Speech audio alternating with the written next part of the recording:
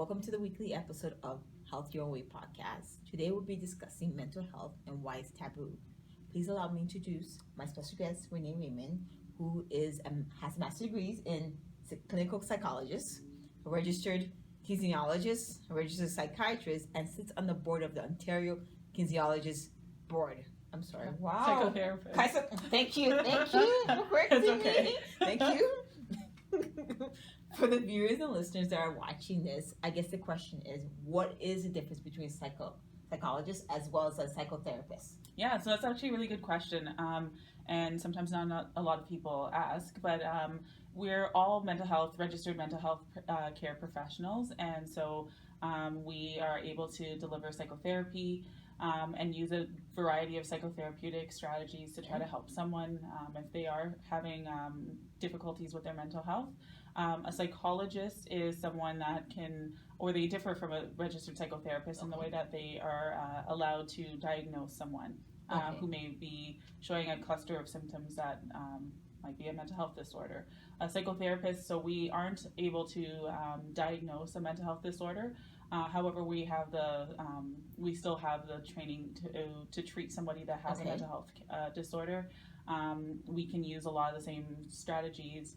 We may be able to do some forms of clinical assessment. Psychologists will have a greater variety to use certain types of assessment to make diagnoses.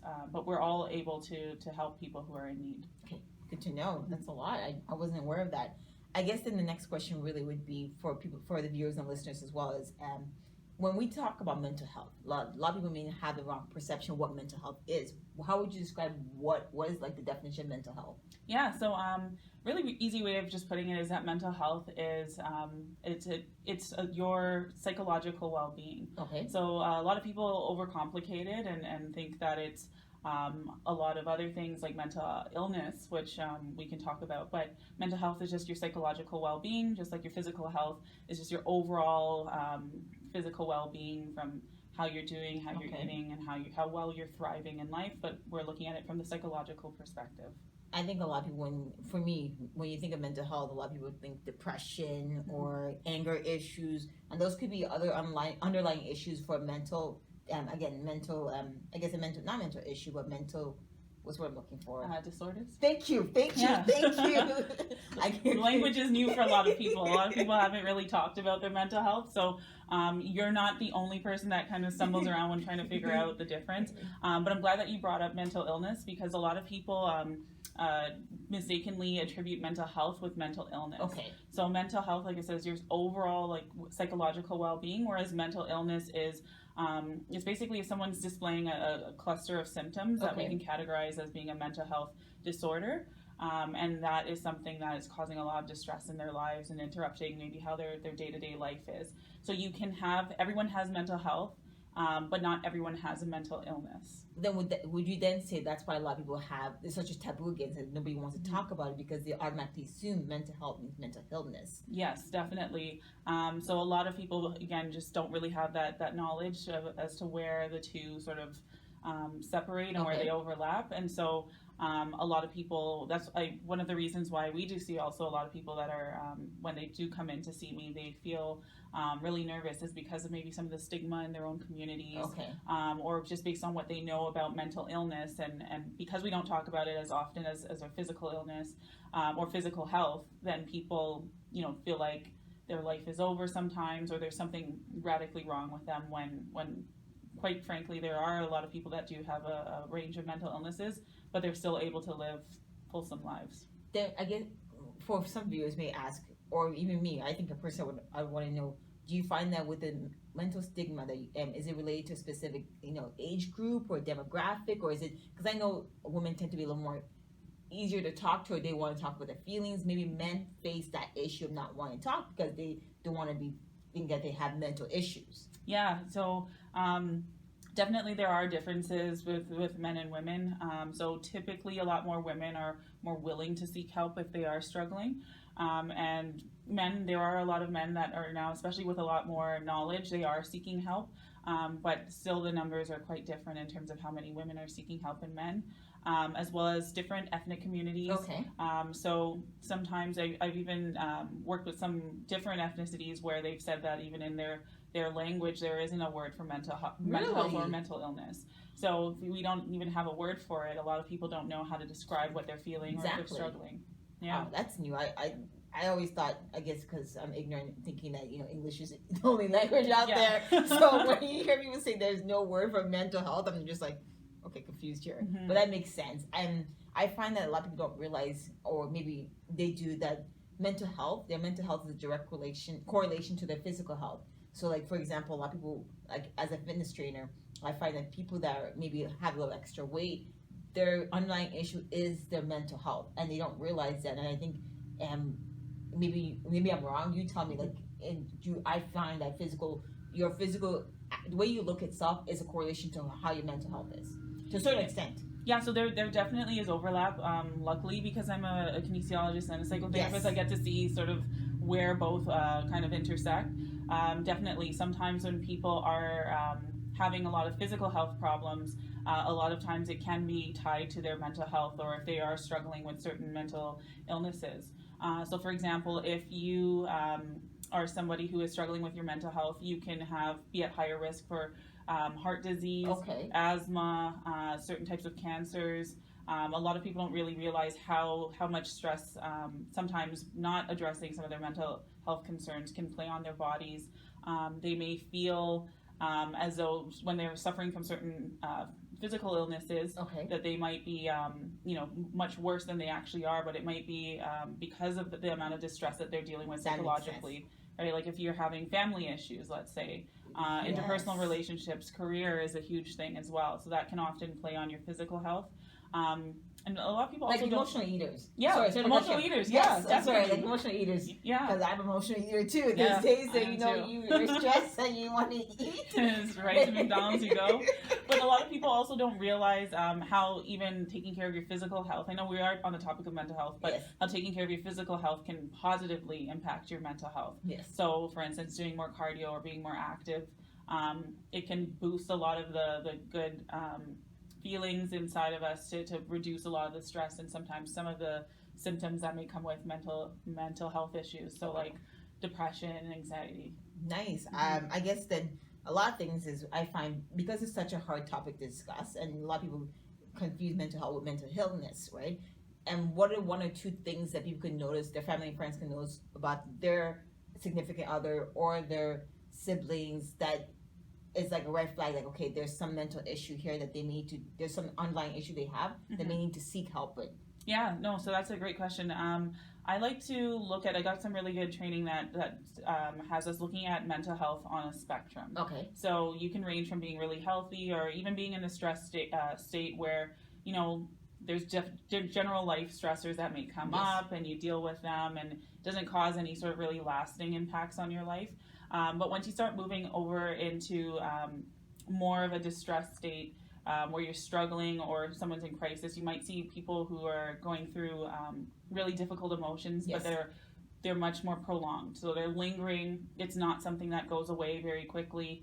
It may have a significant impact on their day-to-day. So for instance, let's say I had a bad day at work, maybe 24 hours or so I'm feeling better, but if I'm struggling with my mental health, that is just going to drag out a lot longer. It may interrupt my ability to interact with people around me, engage in activities that I enjoy. So it's going to cause a significant disruption to the person's day-to-day living. No, I agree with you on that. I think, let's step back. When I said, sometimes mental health could be a correlation to your physical health, there are people that are physically healthy that are also dealing with mental health as well. And I'm thinking, like, I've seen people that are, like, they look good, they think they're smiling properly, and then they have mental health issues. So to make that, to the comment I made, that's, there are times where your physical viewpoint or the way you look is a correlation to your mental health, but sometimes it's the other way around. I want to correct that. And I guess but maybe a comment itself is, when someone's seeking assistance in respects to their mental health, like, I know it's a psychologist and psychotherapist itself, and what are your suggestions on when looking or trying to pick the right practitioner to assist you? Yeah, so if you're noticing that you know what, you're not able to shake certain feelings that you're having, or you're having a lot of difficulty managing, it's always a great thing to seek external help. Sometimes friends and family aren't enough, or they don't have the skills to really address the concerns and the challenges that you're facing. I always say to people, do your due diligence, right? If you're not sure where to start, Psychology Today is a great resource. It has a number of therapists that are listed on that site, Like you, like myself. yes. But and other websites, and just looking at what the differences are between the different healthcare professions. There are other registered healthcare professionals that can offer psychotherapy. Okay. So like, for instance, social workers, okay, occupational therapists. So depending on maybe the particular challenges that you have, for instance, if you're struggling with really kind of getting back into your in your community, okay, and thriving in your community, a social worker may be able to help address some challenges. So you really want to see on someone's profile what their area of practice is. Not every therapist is created equally. Different ones have different qualifications, levels of experience, different niches that they'll service. So okay. I didn't know that. I thought that makes sense. Like, yeah, they may want to target more younger kids, yes, and maybe just women itself, or people that are dealing with issues with from illness. So I can see that. Yeah. So and that's important, because sometimes people aren't aware of maybe what someone's specialty is, and that okay, it can vary how the process will go. Okay. You want to take a look at the person's bio and see if you can speak to them prior to booking a session, or if you do book a first session, think about things that are important to you. Right, what types of challenges you're going to bring up, and if you feel comfortable talking to that person. One of the biggest impacts on how well we do if you are engaging in therapy is the relationship you have with your therapist. Okay, and that can actually be more than the specific therapeutic styles that they use. So you want to make sure you feel like you can talk to that person, you feel like you can trust them. You also may want to look at if they have a specific background in certain types of therapy. Some people are more creative, so they may want someone who is, let's say, an art therapist. Art therapists. There are art therapists. Oh, okay. Someone may want somebody that has a little bit more of a background in particular mental illnesses, or okay, someone may want like supportive types of therapy. That makes sense. Yeah. I guess if somebody was looking to, like, if they want to reach out to you for your assistance, for the viewers and listeners itself, are there a specific niche that you service? Yeah. And if so, please provide that, and how can they reach out to you? Yeah, for sure. So my areas of focus include a lot of things around trauma. Okay.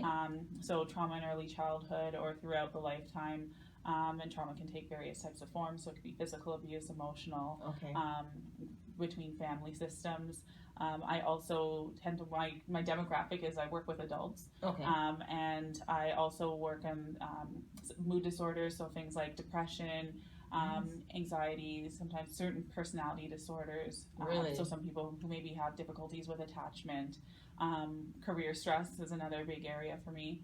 I do tend to work with a lot of young adults, mm-hmm, and a lot of people from like the Black community, okay, although I'm not exclusive to the Black community or specific ethnicities, but I think that's also important, especially in a place like Toronto, with the growing demographic, being aware of the different things that makes sense. Different cultural groups, different challenges that they may face.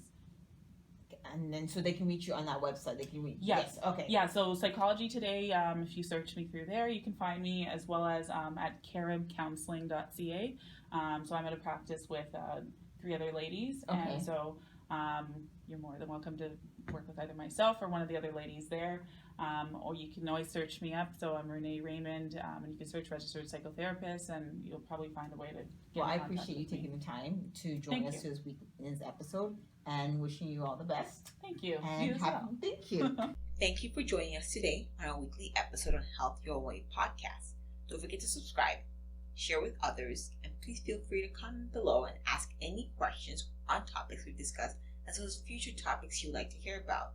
Have a happy and healthy week, and be sure to tune in next week for the next episode on our Health Your Own Way podcast.